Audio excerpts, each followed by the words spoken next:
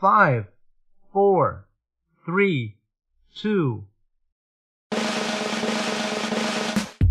Welcome to The Spotlight, a community theater presentation featuring the who's who of home, brought to you by the makers at pstalent.com. And now, your host, KOZZMO. Hello, everybody. Welcome to the very first cybercast of The Spotlight here in the community theaters. My name is KOZZMO. Thank you so much for joining us today. We've got a great show lined up for you. Our first guest ever is Tammy McDonald of Heavy Water. We'll be talking with her next, right after this. We'll be right back after this short message. Please stand by. This is a community announcement by the fine manufacturer, Heavy Water. Go heavy or go home. Are you ready to be the bomb? Cherry Bomb, that is. New from Heavy Ink. Full-body character costumes donning retro pinup babes. With 9 hot hotties to choose from, you'll be sure to find one that answers the call to your wild side.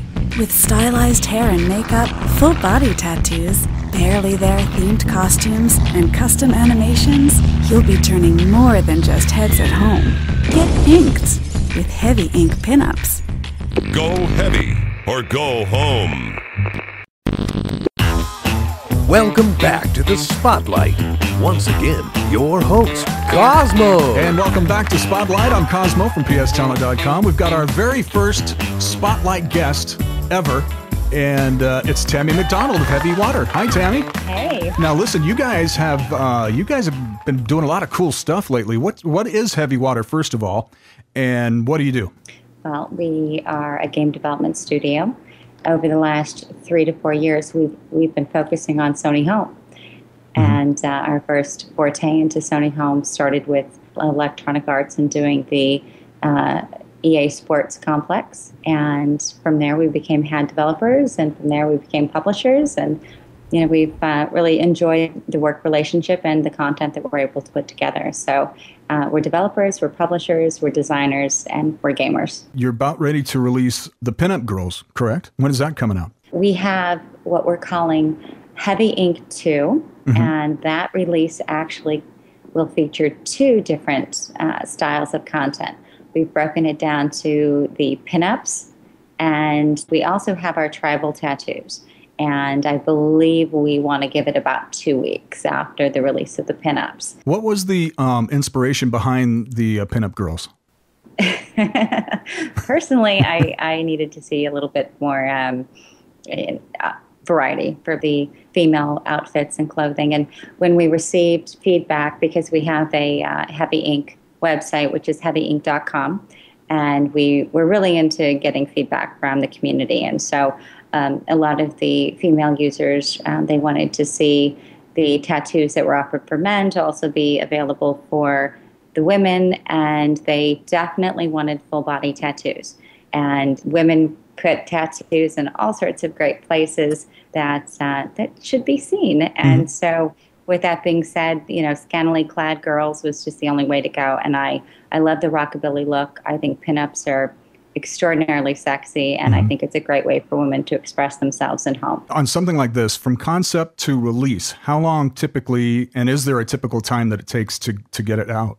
For something like the Pinup Girls, there was a lot of balancing that needed to happen just to get the body style right. And then from there, I wanted to me, the hair for the girls, it was really important to get the rockabilly hair and the barrel curls and try and get the face to soften up a bit. It was a couple of weeks with that, and then getting the tattoos to a thematic look. I would say 6 weeks, and then, we had to throw some QA into it as well. But the good news is that once you have your base rig and your character, there's a lot of things we can do after that. Well, I have a question here from a member of the community, from Nat Sampson. He says, will there be any featured spaces or apartments themed around Heavy Water, or even the companions? Yes, and yes. How do you guys decide what goes out to the community? I mean, is it like a group effort, or is there someone that says, that's what we're going to do and that's it? My husband, Matt, is the chief creative. officer, and again, 14 years into the business, he kind of has a handle on what's interesting and what's not. And our CTO has a really good handle on, what's feasible and what's not. A lot of the way we address it, we've got a great relationship with Sony. The guys up in Foster City are just wonderful partners, and they always make sure we're on the forefront of what's around the corner. And it's really structured around what the big plan is with Sony. So there's going to be a lot more questing and games and reward items and the things that we do. You've seen some of our other work that we've done, like Tron. We had a lot of really great interactivity in that. We had some great mini games.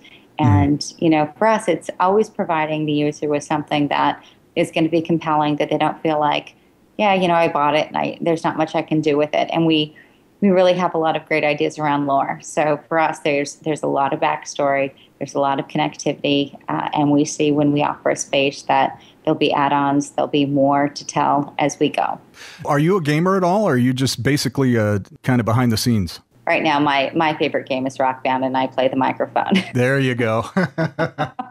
Yeah, I'm a social game player, though, too. I play a lot of social games, so. No, I'll bet your kids think that having a mom and dad in the gaming industry is kind of cool, right? My oldest son is 13, and he's actually behind some designs that we're working on. And they're very intuitive, and they've been core gamers for a very long time. What advice would you give to a member of the community that would, if they're thinking about becoming a developer or getting into your line of work? Is there any advice that you could give out? I have lots of advice. So if people are trying to get into the business, it certainly is getting to be more and more difficult. But the reality is that there is always a way. You can intern, you can work on your own projects and submit your content. And the more passion that you can show somebody and the willingness to just get your foot in the door, the better off you are. There are certain things that I would focus on.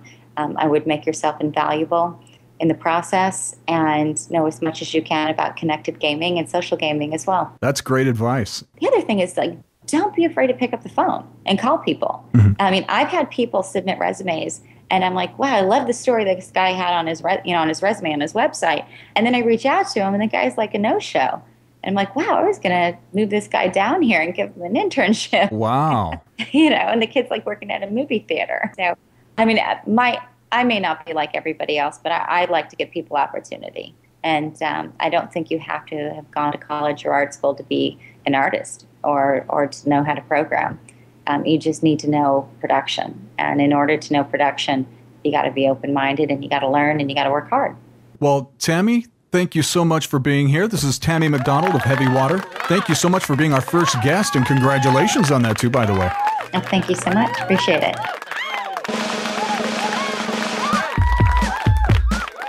Thanks for watching this week's episode of The Spotlight. Be sure to check back next time, because you never know who's going to be in The Spotlight.